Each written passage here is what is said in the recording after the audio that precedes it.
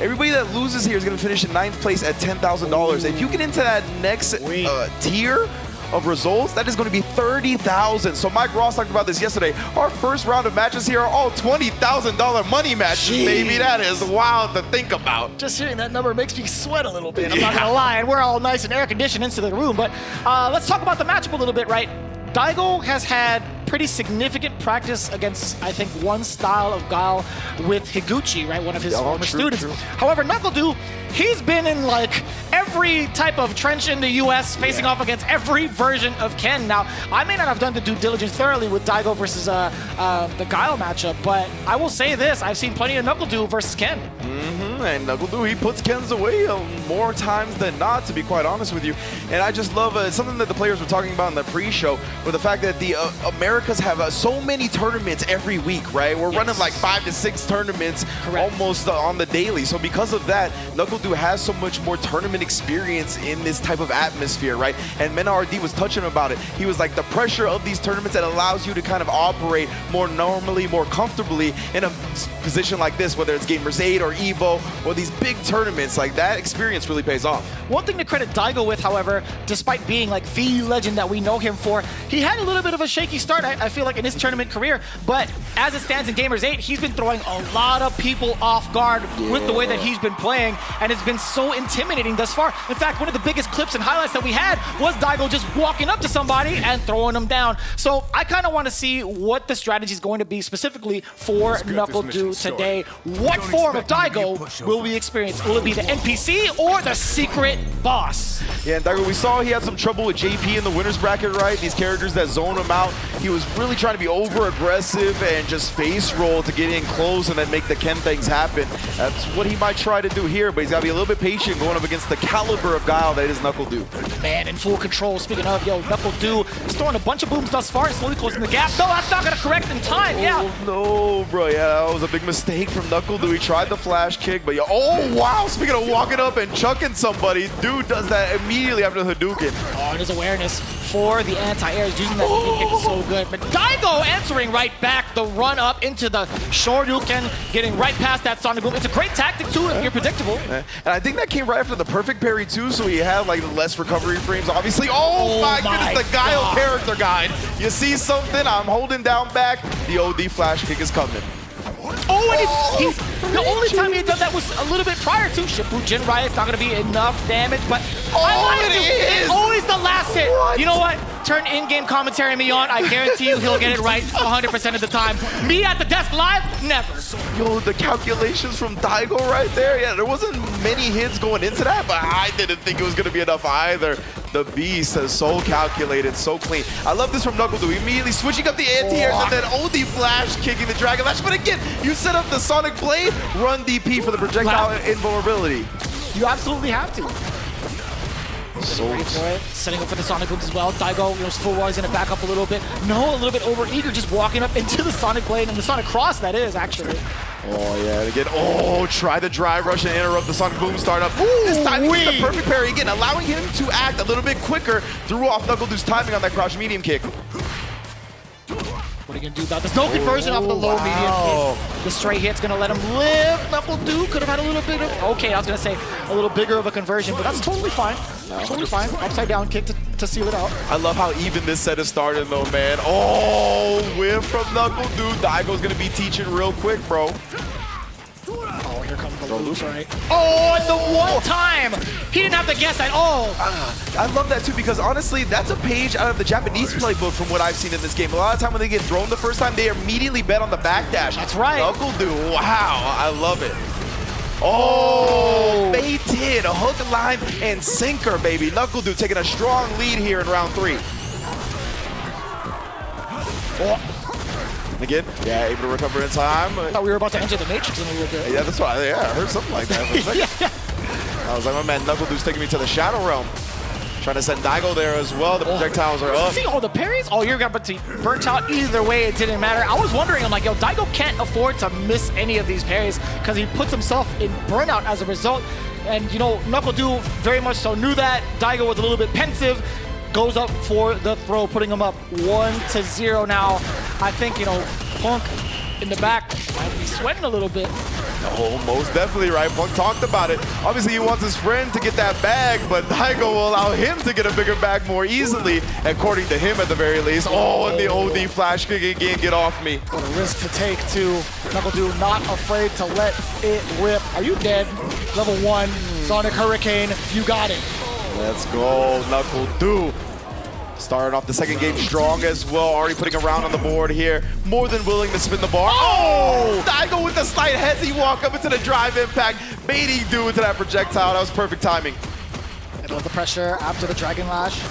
Being plus frames. Oh, these show you can pass the Sonic Boom. He has the reactions. Counter hit, stand fierce. It could be a dark time for NuckleDu. I was gonna say nephew, but NuckleDu. Yeah, man. Shout out to Robbie for putting that in our head. Oh, we go the ODDP to get through the projectile. Oh, the backdash again past the throw. NuckleDu, these corner back dashes, he's been betting on them and they've been paying off big. Oh, just outside the range. He would have gotten juggle point off that drive rush anti-air as well. Oh yeah, the overhead immediately blocked. Mans has got the drive rush meter back as well. Oh, the perfect parries from Daigo have been on point. A little bit caught whiffing though right there. Punish, counter, Sobot kick into crouching medium punch link, but the jump is there. Daigo keeping it classy, reacting to the fireball at that range and using, of course, the very, very dangerous hitbox on that jump fierce. That jump fierce is definitely one of the god buttons of the game.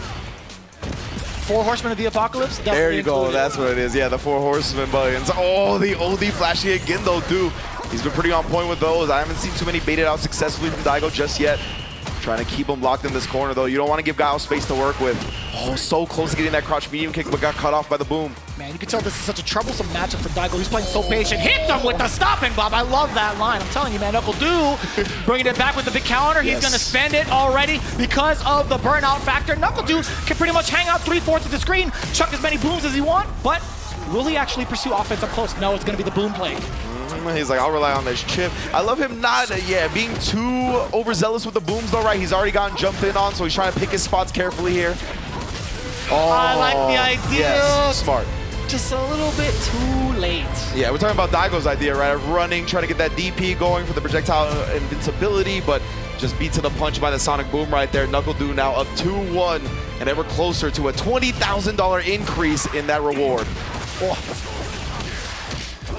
Ah, too far to get the link. I wonder how that exchange even caused that to occur. What happened prior? Oh. Bazooka knee now off the drive rush. Look at this. I love the pace that NuckleDu is playing at now. He's switching the tempo up, but just as I say that, you're in Daigo's land. Hits him with the counter, hit on the drive rush, damn fierce. Now you in the corner. What's you gonna do? A lot of fierce, a lot of chomp. Oh, he caught him with a 2-piece, right? That is one of the best times to utilize the drive impact when you think your opponent's go good with a light into a special like that, because it's not going to be light drive impact that you can't cancel the special into a drive impact. So good stuff from Daigo right there. Really good call out there just with the 2-piece overall. This is going to be massive. Oh! No, that could have been massive damage to the drive gauge.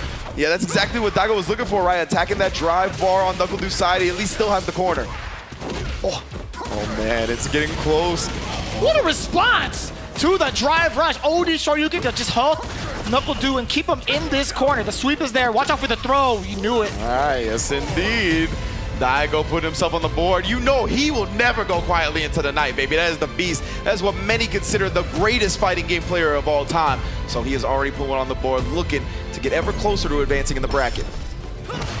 Man, you don't want to mess with Sleepy Daigo because when he's fully awakened, you're asking for a whole different beast. He got to absorb 2 Sonic Booms on the way over. The corner carry, Dragon Dash to bring it back over. He hits you with the crossover.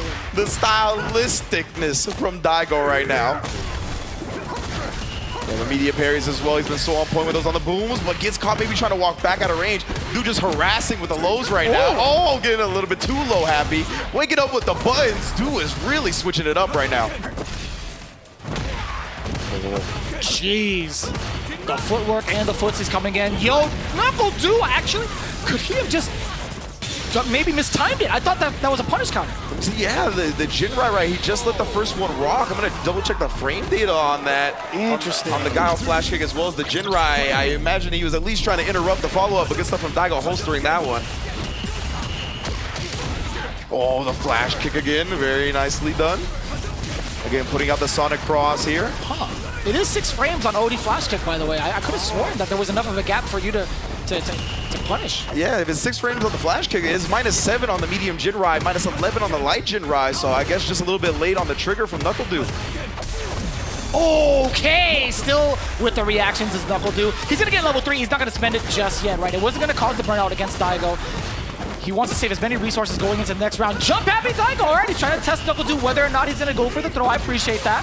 You gotta test it every so often. Indeed, and that might have been heavy Jinrai. It didn't look like it to me, but in the midst of all this action, yeah, so that could be -2, of course, which is definitely safe. And NuckleDu getting the anti-air right there as Daigo tries to hop over the Sonic Boom.